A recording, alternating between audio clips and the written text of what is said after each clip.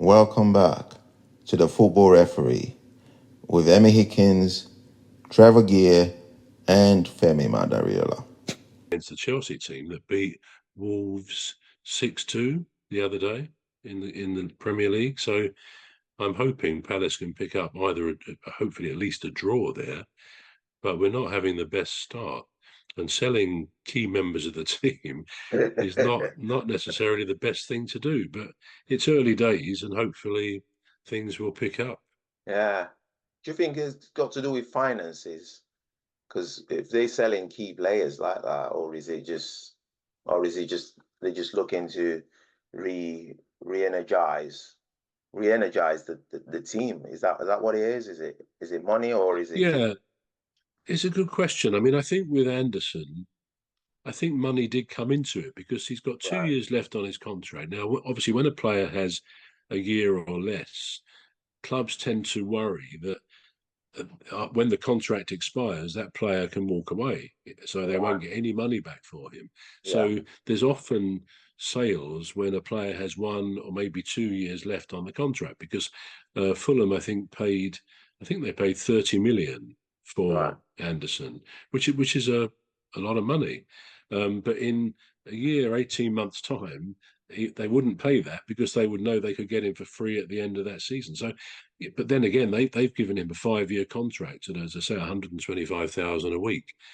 So, and that is, six and a half million a year, 5 years. So he's scheduled to get about £30 million by going to Fulham. So it obviously suited him. I wouldn't think otherwise he would necessarily have wanted to leave Palace. Yeah. But these guys are setting themselves up, if they're not already set up for life financially and their families, that by taking these moves, that's exactly what they're doing. It's a different planet for these people. But good luck to him. He's had a good stint at Palace. So to answer your question, I think money definitely comes into it for clubs. Palace have been, I think, well run financially because Palace haven't overcommitted themselves. They've not, because if you take on new players, that's one thing. But if you then give them huge pay, salaries, so much a week, then that can come back and bite you at some future stage, especially if the player turns out not to be as good as you thought he may have been or whatever. Yeah. So money is a key thing. And I do say that Palace are well run financially by the owners. Yeah. But it has also, if there's a downside to that, sometimes it feels that we won't kind of pay that little bit extra to get a particularly good player. There have been times we've gone for someone and perhaps underbid. I think one example was probably Conor Gallagher from Chelsea, who was with Palace for a year on loan and was very good. He was a good example to the team. He was energetic, and the crowd loved him. And the end of that season. We're going to take a short break now. The Football Referee will be back shortly. You're listening to the Football Referee with Emmy Hikins, Trevor and Femi Madariola. The Football Referee will be back shortly. Please stay tuned.